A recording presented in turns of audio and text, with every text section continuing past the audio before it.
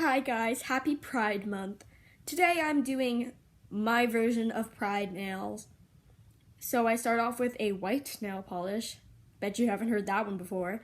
And then I'm using liquid latex to protect my cuticle, and so I don't have to drown it in acetone. If you are allergic to latex, you could use tape, but this is just easier for me.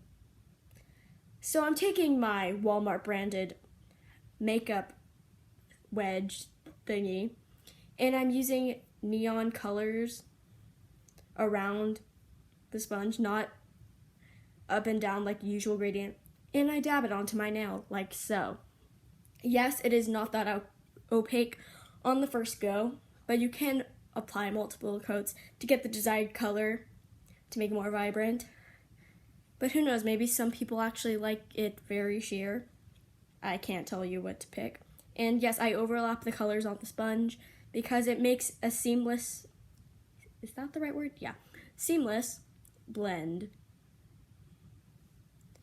After I use the sponge to make this gradient, I take some tweezers and I peel off that liquid latex, and then I go, oh no, I got the liquid latex on the white nail polish, and now that there's a random white spot. Oh no!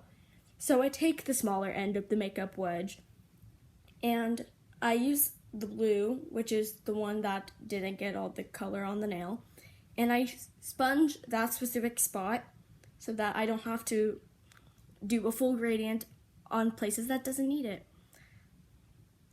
So you could stop there with that beautiful gradient, but I went too far once again, and I decided to make hearts.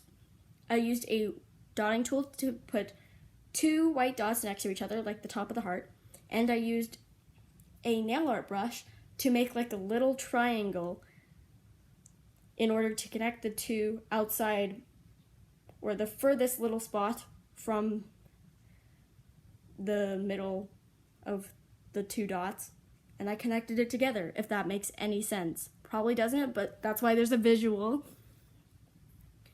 And yeah, I didn't do a great job at making it look like a heart. Not gonna lie about that. You can see that. It literally just looks like two triangles because I think I made the dots too close together.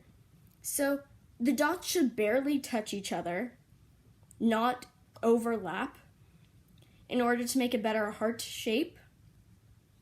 But I didn't do that. And I thought the nail looked bare after the hearts, so I used a smaller dotting tool to put white dots around the hearts. And then I thought it still looked bare, so after I put on these white dots, I decided to add yet another heart, in quotations, because it's not really a heart, but I tried my best, and that's all anyone can ever ask of me. So I could stop there and just add a top coat, and this is the much better nail, by the way. I just wanted to insert that to prove that I could have done it better.